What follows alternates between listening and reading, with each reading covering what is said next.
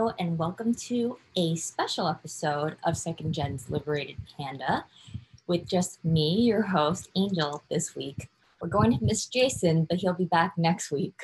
Today's going to be a little different because I don't have Jason here due to scheduling conflicts. This is entirely my fault that you're missing Jason here, so put the blame on me. But what are you going to do? Life happens, right?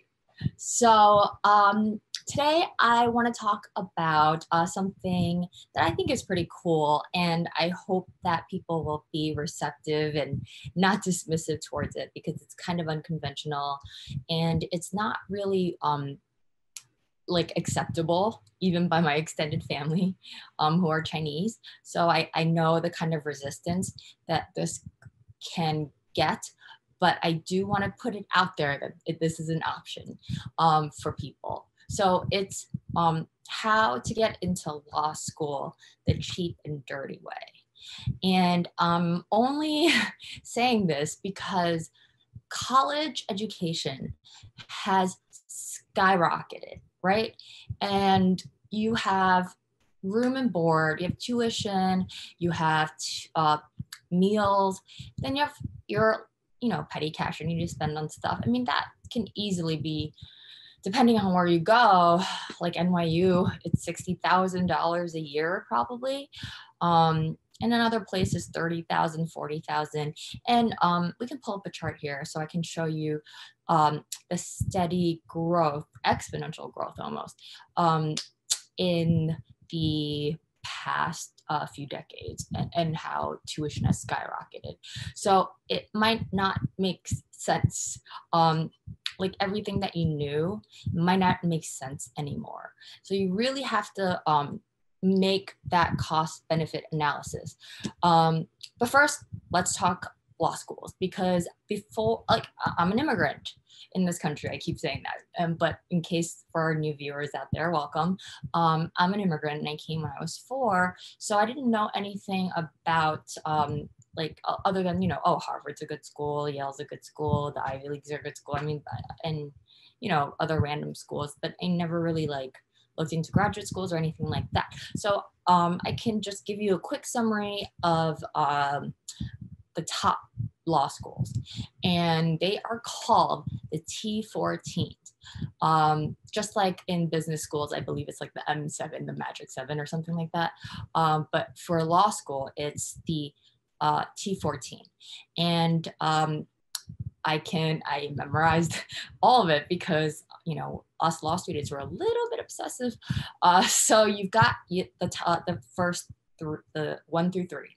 Right, so we call them top 3. Yale's always number 1, always, since like 100 years ago. Then it's either Harvard or Stanford, so that's why it's top 3. Like it's a toss-up, except for Yale. Then you got the top 6. So then you add Columbia, NYU, and Chicago. And again, it could be 4, 5, 6. They all just kind of like some years are 4, some years are 5. It doesn't matter. It's the same caliber of school. I mean, they're really all really, really good schools, but we're talking about elite law schools that like actually care about like these tiny little nuances. Most firms maybe don't, but like some people do. So anyway, so I got to the top 6, and then there's the T10, so the top 10. So everything that I said plus UPenn, University of Michigan, University of Virginia, and I keep forgetting the last one. Oh, and Berkeley. Then you have the T14s, which is the remaining 14 of the top 14 law schools. And that would be Cornell, Duke, Georgetown, and Northwestern. And the one good thing about Northwestern, I gotta say, is it's an older crowd, and I believe they're the only top 14 law school that has part-time.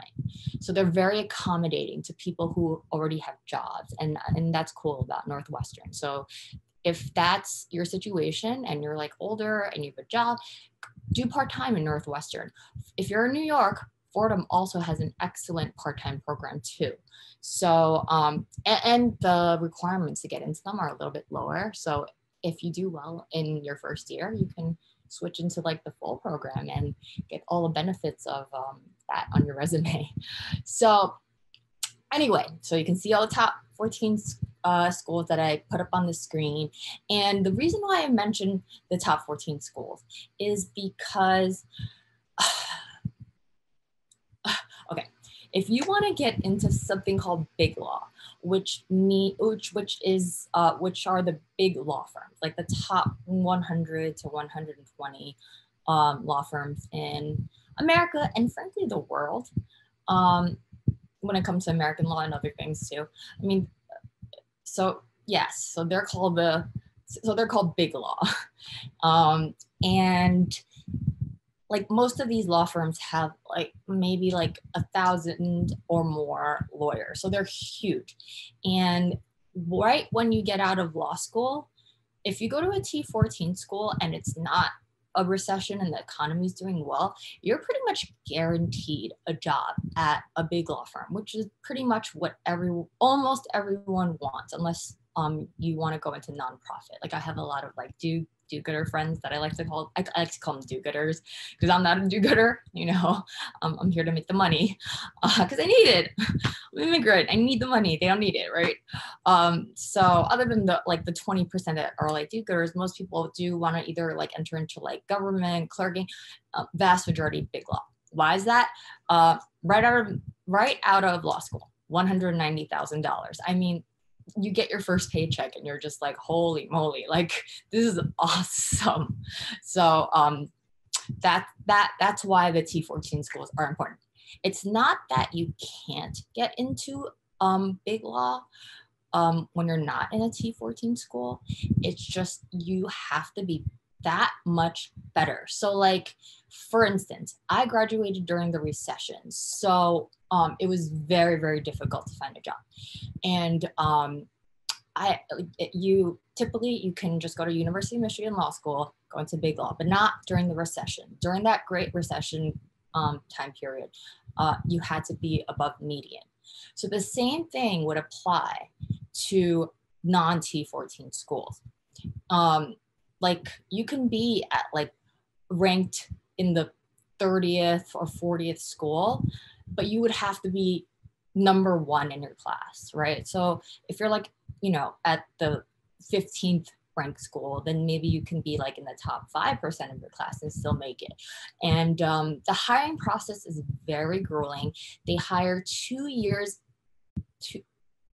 in advance. So the only grades that matter are your first year grades. And that's because throughout America, all the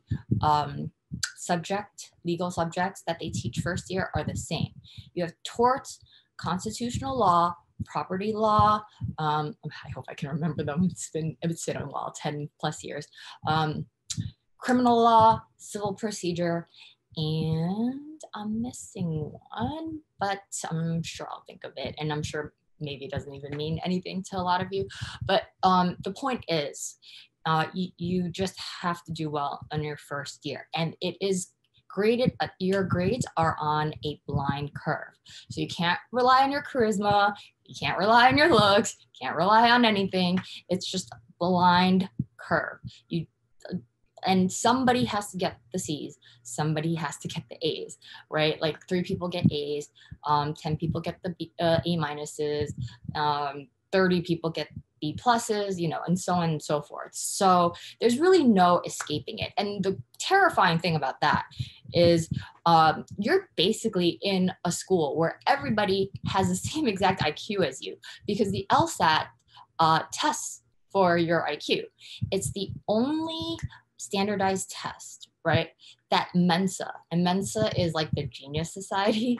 I'm not like really into that kind of stuff, but like other people are, and it's officially called like the high like IQ club or whatever, and you have to take an IQ test to get in. You have to be at like a genius level, and but they will take a 167 on your Lsat and you can be in Mensa. So that's how hard the Lsat is. And I'll get to that later. So that's my overview of the law school. So before we get to all of that, none of that is even important. And I want to be speaking directly to the Chinese parents out there. If I can get into University of Michigan and I failed elementary school and barely understood English and was full-time working during college and went to a school that was ranked 400th in the college rankings, then you can too. I'm not that smart. I know people don't believe me when I say that, but I promise you, I'm not that smart and I'm being genuine. You just need to put the hard work in, and your parents need to give you the right foundation. So I'm talking to the parents right now. First of all, it's not even hard, but maybe for Asian parents, it's especially hard. And I'll tell you why. So let's go to step one, all right? Step one is elementary school and middle school. First of all, the single most factor that I've discovered in raising successful children is, well, when I compare me and my classmates from Long Island, and I've moved so many times. I've went to 2 elementary schools, 2 middle schools, 2 high schools, 2 colleges. So, I've been poor neighborhoods, rich neighborhoods, everything in between. The most important thing that you could possibly do for your child, and this is what my parents did for me, is move to the best school district that you can move into, even if you have to live in a 350 square foot apartment with 5 people. I've done it. It's doable, all right? Especially if you're Chinese. Come on, it's cool, right? We can eat bitter. If that's what you really want for your kid.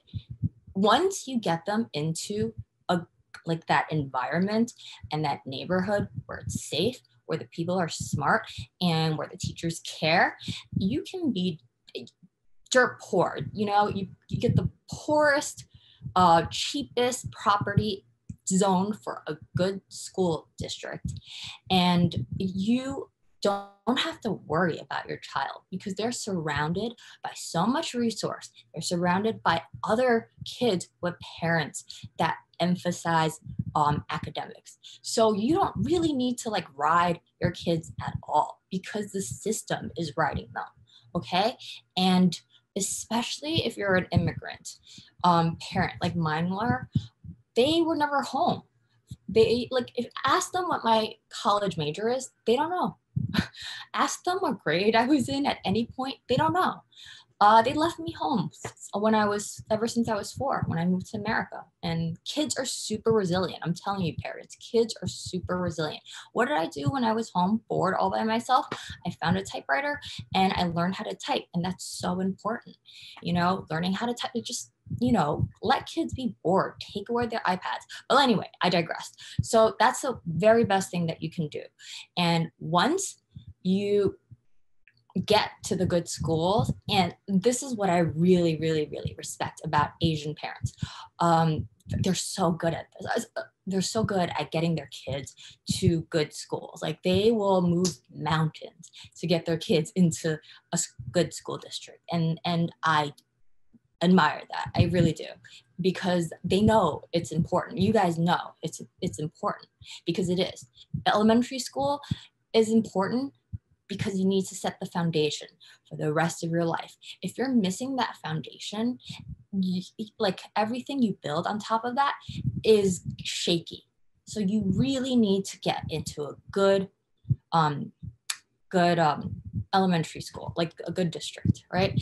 And I do not advocate for private schools. You guys feel free to send your kids to private school or boarding school and pay $50,000 if you want.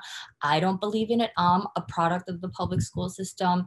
I think public school is perfectly fine. I've done so much research on this topic, and nobody that I've seen so far in all of the research papers that I've read show that private schools yield more successful people. Yes, people that go to private school already have money, so they obviously have more money. That does not equal your kid being successful. I just want to emphasize that because it drives me nuts. And I'm not judging I love all my, susu and ayis, my dad's friends who send their kids to boarding school. I get it. You want the best for your kids, but like, it just drives me nuts that people will pay $50,000 to like send their kids to private school when there are public schools options that are good. And on top of that,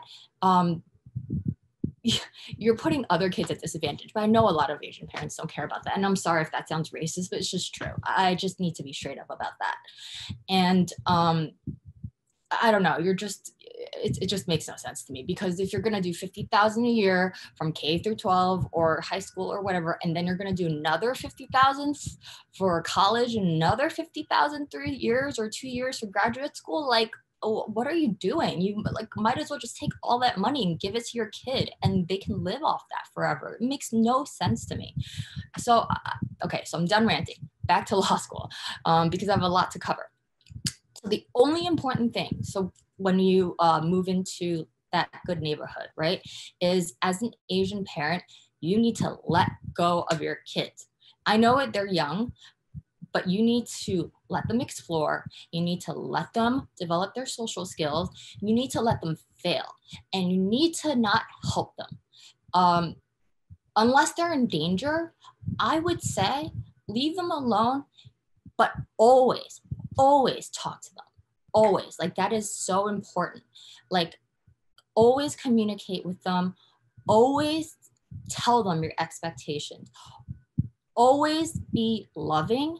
Always be there. Like, like a security monitor or a nanny cam, but not like 1984. But like, notice what they're doing, pay attention to them, talk to them, teach them kindness, compassion, love, and then any other values that you hold, obviously. And your kids will turn out great and they'll love you for it. I love my parents for it. They left me alone and I got to explore all of New York City when I was 7 on the subways by myself. We were poor growing up and my parents didn't give me any money. So I would go and buy candy at the deli, go to school and sell it to like my classmates and make $100 a week. And I was never, ever, ever without money in my entire life. And that's because my parents left me alone. They let me figure things out on my own. And that was the best gift they ever could have given to me. Yes. Did I fail first kindergarten, first grade, second grade, third grade, fourth grade? Yes. I didn't understand English and my parents never helped me with my homework. They didn't have time. Again, not bad parents, didn't have time. Typical immigrant story. So that's my biggest suggestion. And, also watch out who your kids are hanging out with, but don't get too judgmental, but don't like set up play dates either. Like, just let your kids be independent. The sooner they can become independent, the sooner they can go out and like be the person they're supposed to be without your help. And that can come earlier than you think it is. So anyway, so now we're up to step 2. So let's see, I have my notes here. Learning how to learn. Learning how to learn is one of the most important things that you could ever learn. I know learning how to learn is the most important thing you'll ever have to learn. Is lots of learning in there, but I'm just saying it's the most important lesson. And what does learning how to learn mean? It means after years of failing, after years of, trial and error, you kind of like figure out, hey, I did this one time and it worked. Let me try it again. Oh, hey, I tried something new this other time on this other test or this other project and I got a better grade. Oh, I'm making friends with this person because they seem to know what they're talking about. Maybe they'll tutor me. It's not mom, dad, I need a tutor, get me an $80 per hour tutor, because I saw a lot of my classmates do that. And there's nothing wrong with that, but this is the consequence of your kids relying on you instead of going out and getting it themselves for free. I've gotten free tutors for free my entire life. All I do is ask my friends who are smarter than me. So learning how to learn is crucial. And the sooner you can develop that, the better. And you know how you can develop that? Letting your kids fail. It really does come down to that. And my dad loves to say this. And every time I fail, every time he fails, every time anyone in my family fails, he's so positive. He's like, it's tuition, like life's tuition. You're paying tuition to learn these lessons, right? So I didn't realize how important it was to learn how to learn until I got to high school, because it's so slow. You don't realize it. And then you get to high school, and especially college, where you practice this so much, you can literally learn any subject, no matter how boring, because you learn how to learn.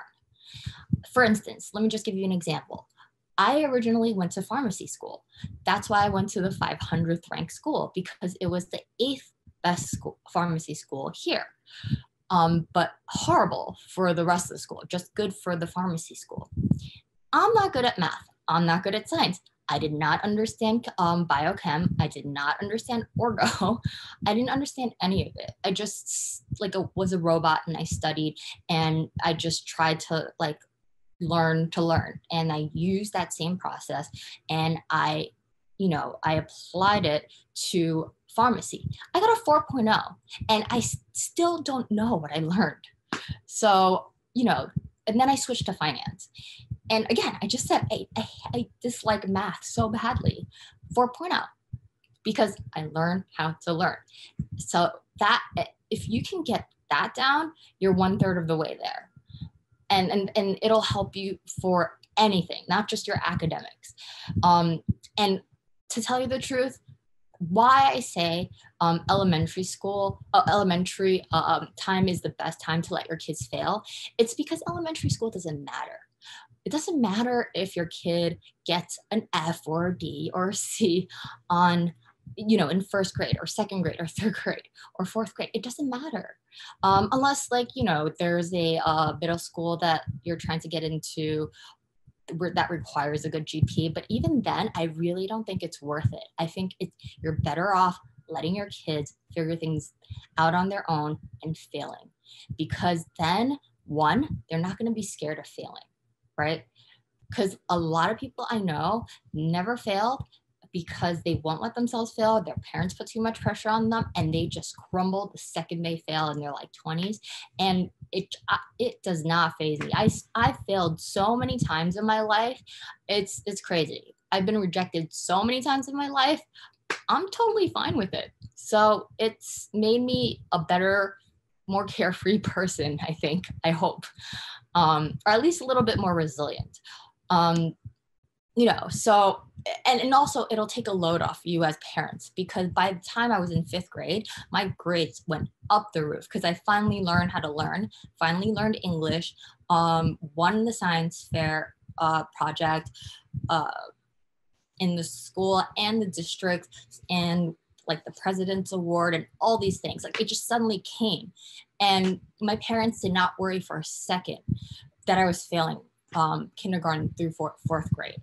It's going to come.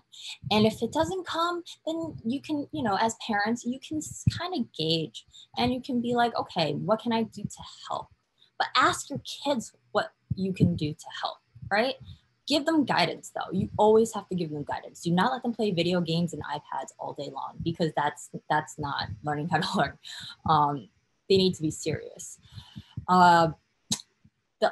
So step 4, you got to read. If you want to go to law school and you want to be successful in law school, you need to read fast. I know I'm not good at math, but I love to read. I love to read because I was so poor. I didn't have any toys. I didn't have cable, and I would just pick up any book that was thrown in the garbage, or I would borrow books from the library, and I just devoured them. And ever since I was 10, and I don't have siblings because of China's one-child policy, so I was a very lonely child. So I read a lot. more I read, the faster I read. And and now I can read 600 words per minute. And that really, really helps because the average person reads 300 words a minute as an adult. So if you're doubling the time that you're reading and comprehending, then you're giving yourself time, you're buying yourself time to study, to do other things, to better yourself, like academically or whatever, or even go to the gym, get some sunlight. That can't hurt. I wouldn't like force my kids to read, but like I would encourage it. And kids learn by example. So if you're on your iPhone reading, they're going to be doing the same thing, and they might not even be on their iPhone. You don't know. They could be on TikTok. They could be on Instagram. So I am read in front of your kids. Read to your kids. Show them that reading is super duper important. Like I cannot tell you how many bad situations I've gotten out of just by reading quickly. They're like 5 more minutes left on test. I'm like, oh my God, I have 20 questions. And I'm just like, boom, boom, boom, boom, boom.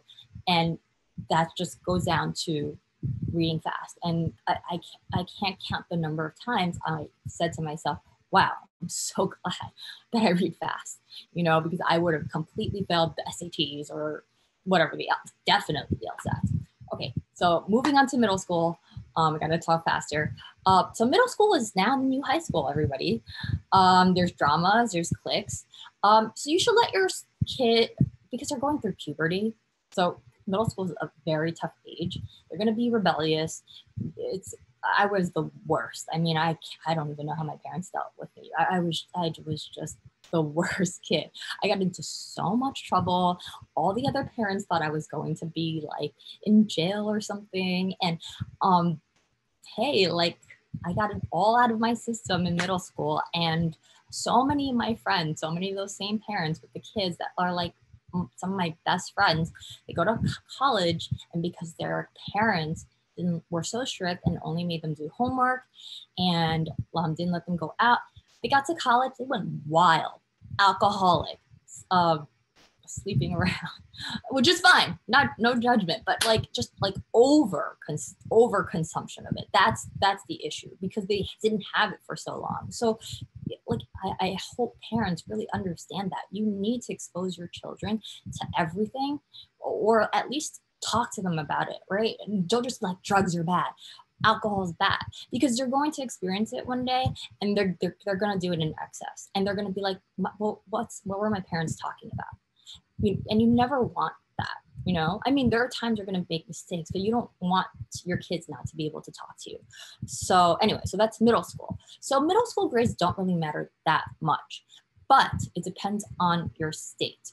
So if you're like, if the high school arranges AP honors and regular classes based on your middle school grades, then that is the time that you should start telling your kids, hey, work hard, play hard. You can go out, hang out with your friends, but you got to do your work, and you need to make those A's, because you got to get into the best classes. Because high school is crucial. That is when everything counts, right? But middle school, please just let them explore. If you let them explore, I promise you, they will be like, well, I can't promise you, every kid's different, but in my experience, I got it all out of my system. I was all partied out by the time I was 13. All I wanted to do was sit at home and study at in high school, and everyone else was drinking and partying. So like your kids are gonna drink and party at some time, at some point in their life. You rather them do it earlier and say, yuck, this is gross, I don't want to do it anymore, or do you want them to be like at a rager in college drinking? So sorry, this is like so far away from the Lsat thing. So anyway, let's see. So yes, so now we're getting to the meat stuff. High school. High school is where everything matters. I'm not even really going to go into high school, because you guys know what high school entails. High school, like everybody knows, take all the EP classes that you can take, get the best grades you can get, possibly get all hundreds if you can. Some schools do like 4.3 GPAs. I don't even know. I'm in New York, so we do numbers. So just get your grades as high as you can. Join clubs, be the president of club, do a lot of activities, be super interesting. just have an interesting life, right? If you have an interesting life, you'll have an interesting essay, and that will catch people's attention. And an interesting essay isn't, oh, I started a nonprofit organization. Oh, I helped the homeless. Those are wonderful things, but everybody does that. Go out and live a unique life. And I'm talking to you parents too, you know, because you're part of this. You need to make sure that your kids have a unique life so they have a story to tell, and that they're interesting to colleges, if that's what you care about, right? Okay. So, and two things about college. That is, this is what I mean by cheap and dirty. Talk to your college professors. They are people, okay? If you talk to them, let them know what's going on in your life, they'll be more sympathetic. So I went to all my professors and I told them, well, before even law school, I actually never even attended college classes. I just went in and took the midterms and the finals because I made a deal with all my professors to do that. And the reason is because I was modeling and I was a television personality for MTV. And I know a lot of kids don't know what MTV is. MTV was like this music, it still exists, but it plays like music videos. So it's like YouTube, but on TV kind of, for music videos. It's kind of sad that I have to explain this because it only happened 10 years ago. It was such a big deal, but now it's not. Oh well. So like, yeah, like I got to go to college kind of. And I got to work as a model for 6 years and an MTV VJ while going to college, also getting a 4.0 too. And that's because I would go to my professors before registration ends and I would tell them straight up, I am trying to get into law school and I need to have the highest GPA possible. If you don't think that I'm going to get a 4.0, please let me know today or tomorrow because I need to drop this class. I'm just very upfront with them, you know? Professors will understand you have goals, okay? They don't want to sabotage you, hopefully. So that, I mean, like, just you need to put yourself out there. And why, why did I even do all of that?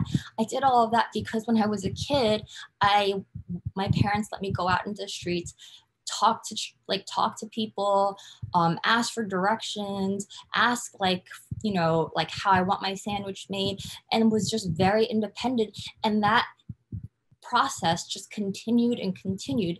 And I didn't need my parents to tell me, go to your professor, and they wouldn't even know. It's just something that like you think about the more you interact with people. Social skills is super important. I have social skills, but I have very low EQ skills, very different. But for all intents and purposes, you just need good social skills because you're not really like hanging out with this person, like your professor in depth and like talking to them for like 2 hours or something. Another thing that I want to say that is going to be very disturbing to a lot of Asian parents, and it's going to be like, oh my God, blasphemy. An Ivy League education is not necessary. All right. If you're sure you want to go to law school, it's especially not necessary. It doesn't matter what college you go to, because law school admissions only looks at 2.5 things, but really 2 things. Your GPA, they don't care what school you went to, and your Lsat. And your essay. Like if you're like on the cusp and your essay is amazing, they might let you in. But honestly, it really comes down to the raw numbers. You want to get to that 4.0 as best as you can. And if you can't get to that 4.0 the best you can, that's fine. You can get a 3.77. You just got to do a little bit better on your Lsat. What do you need to get into T14 school? Well, I would say the lowest, like where I feel comfortable, but like even a little bit dangerous, would be like a 3.7 GPA and a 167 Lsat. Like I feel like you could get into like Georgetown with that because that's the top, that's 14th. So yeah. So depending on how good your Lsat score is, like if you get a 180 on your Lsat score and you scored in a 99.9 percentile, then your GPA could be lower. It's fine. Like you can have a 3.77 and still get into like a wonderful school. So a lot of Asian parents place a ridiculously high premium on Ivy League or its equivalent college education, because this used to be the most trusted path to success in your career and well-being. But with the rising cost of college, you need to seriously view college as an investment, because that's exactly what it is. It's an investment, not a trophy for your friends or to satisfy your own feelings of inadequacy or worth through your child. So the question to ask yourself is, what is my return on investment in the worst case scenario, the most likely case scenario, and the best case scenario? In fact, some schools are voluntarily giving out this information.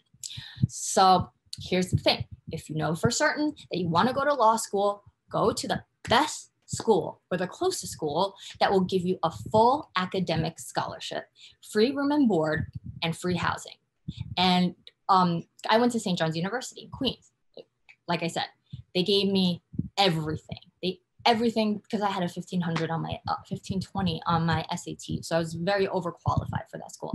Did I get into Yale? Did I get into Ivies? Yes, I did. Did I go? No, because I knew and my parents knew it wasn't necessary. And I didn't even have law school in my mind. I just knew I didn't need an Ivy League education.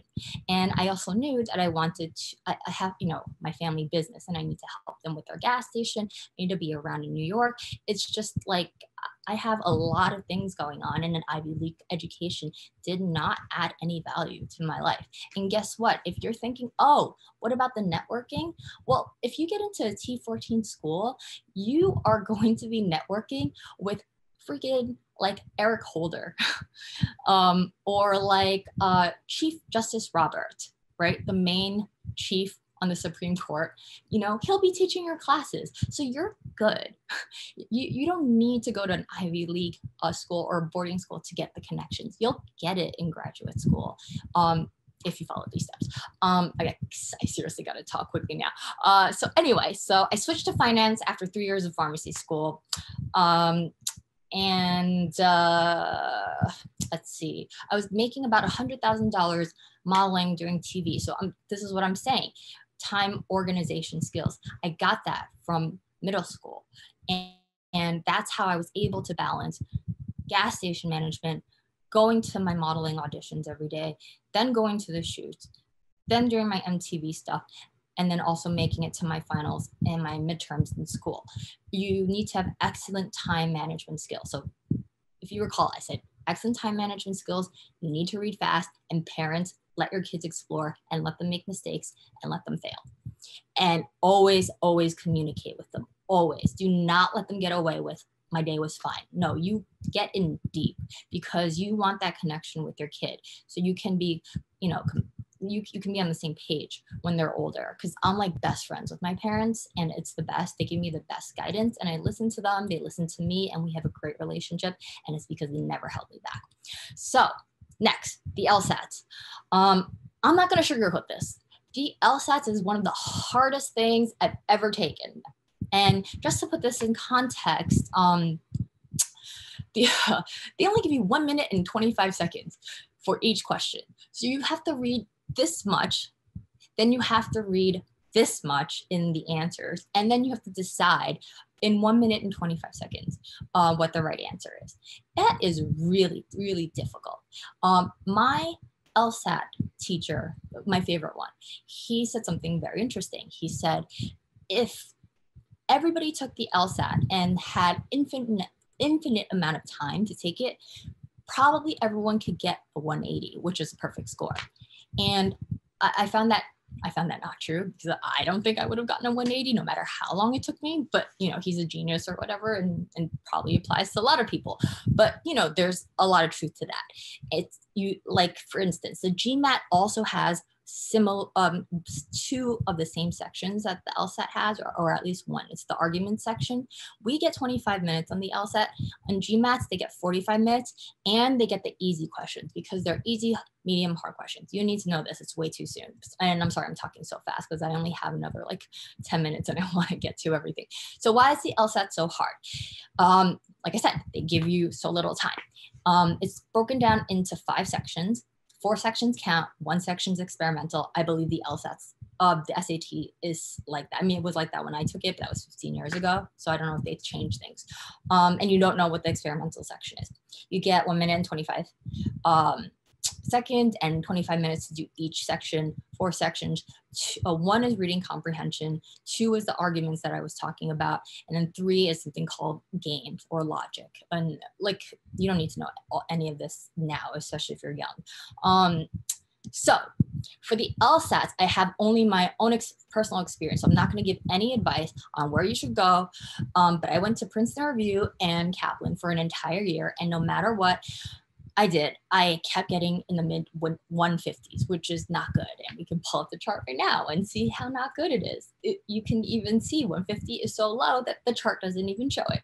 So, and don't be discouraged, because I feel like everybody who takes the Lsat practice test the very first time gets very low scores, because the Lsat is a very strange test. You think you know logic, but no, you don't.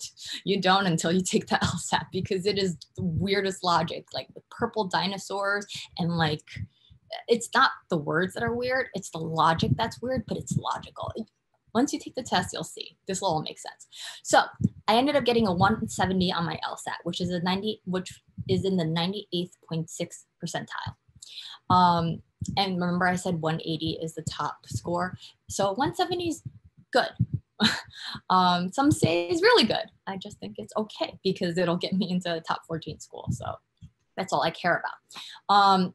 So it did get me into all the schools except for the top 5.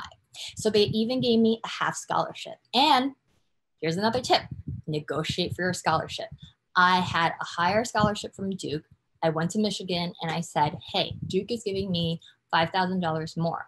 Can you match them? And they're like, sure. Easy money, right? So like, there you go. I went through St. John's College, did not pay a cent. In fact, they paid me to eat. They paid for my housing. They paid, like, you know, I got, like, because of that, I was able to put a down payment on an apartment. I love St. John's. Like, they were amazing to me. And on top of that, I didn't even really have to go. And it's just, they were super accommodating. And I'm just like, you know, and I have the same network of people that my Ivy League friends have. It's just like, why? Like, why? I don't understand. But anyway, so how do you do well on the Lsats?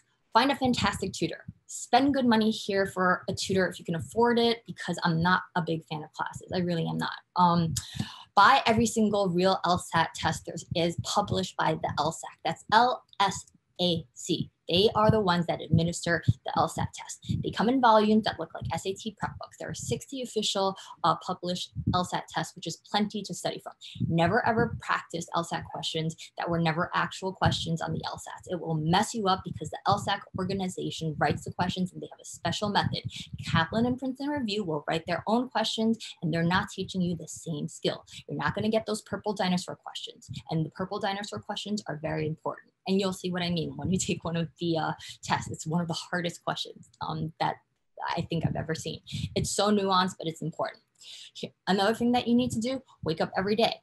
At the same time you plan to wake up on Lsat day, you do your normal routine. Then you sit down at 9 a.m. or 6 p.m. Eastern if you're taking the Lsats in June, because it comes 4 times a year.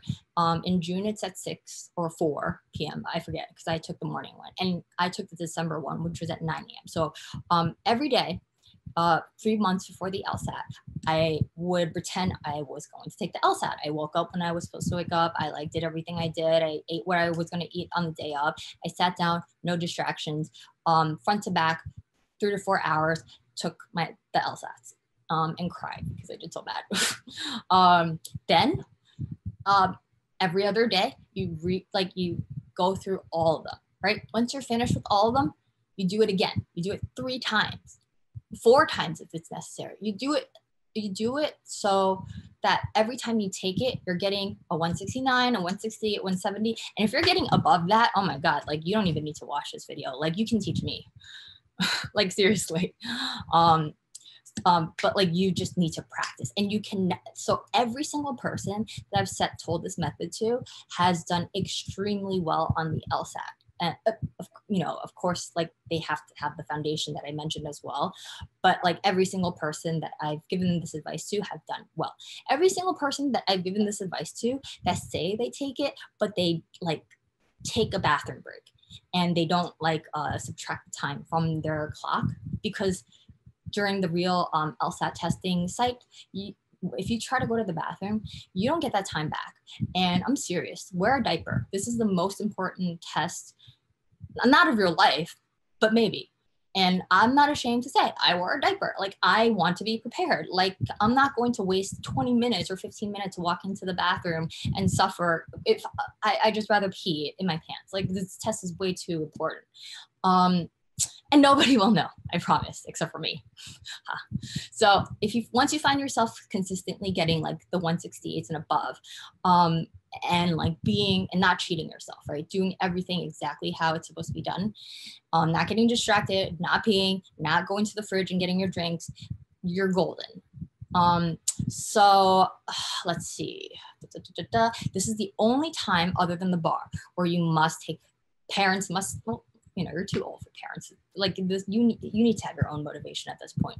This is the only time the Tiger Mom approach works, because like you need to really be drilling this stuff down like every single day. It's got to be on your mind. You got to be in the streets thinking about torts. It's just like it has to consume you. That's how you get into a good law school, unless you're a genius. And I'm not a genius. So this is me talking to geniuses. One last thing, and oh my gosh, I'm so over and I'm so sorry. For law school, I have two things to say. Unless it's Yale Law School, which will open doors for you anywhere in government, professorships, the big law. Go to that school, you can do anything. Like, it's considered the best law school, and everybody respects the heck out of it. Everybody. I respect like if you tell me you go to law school, instant respect, and I don't give out my respect like that because you go to law school, and these people are geniuses, and these people are the ones like running this country. So yeah, let's see. When you do get accepted, and I know you will, you have to go to the admitted students day, and you got to check out the vibes. Do not go to the highest ranked school that you got to. You will hate yourself for this, because you're going to be spending the next 3 years with the same people. And law school is exactly like high school. There's so little people. For instance, Yale has an incoming class of, I believe, either 160 or 170 or 180. It's under 200. Michigan has incoming class of 360, so it varies from like that range. It's very, very small. Everybody knows your business. So you want to be with people that you like. And for me, I didn't want to go to Michigan. I'm from New York, and it sounded horrible. And my dad convinced me to go to Michigan or to apply there. And I'm so happy he did, because I was so depressed at all the admitted students days, because everyone was so pompous, just not my type of people. Like people who were like, oh my God, like look at us, we're lawyers now. And I'm just like, no, like these are not my people. And then I went to Michigan, and everyone was so chill and so cool. And we have a theory for that. We think because Michigan's in the Midwest, we're not competing for the same jobs. So that's maybe why, but I don't know. I love my Michigan people. If you didn't get, okay, one last thing. If you didn't get a 167 or 168 plus on your LSAT, not all is lost. Apply to your hometown's best law school, like I mentioned. In New York, a lot of big law firms recruit from Fordham and even Brooklyn Law. Even though they're not very highly ranked, it's because of proximity. So if you don't get into the top 14 schools, go to the local school, the schools closest to the law firms that you want to work for. So I wish I had more time to talk about law school, but I'll continue next time when Jason is out, unless people really want me to talk more, because I have so much more, but I don't have time, on how to do well in law school. And whatever questions you have, just please Twitter me, message me, leave me feedbacks. I'll 100% promise I'll answer. So, okay. Sorry. I hope you understand everything I said. I'm so sorry I went over. I hope everyone has a wonderful day, and I hope this was informative, and I hope I didn't offend anybody. And that's it. Please join us next week right here on Liberated Panda. Bye, guys.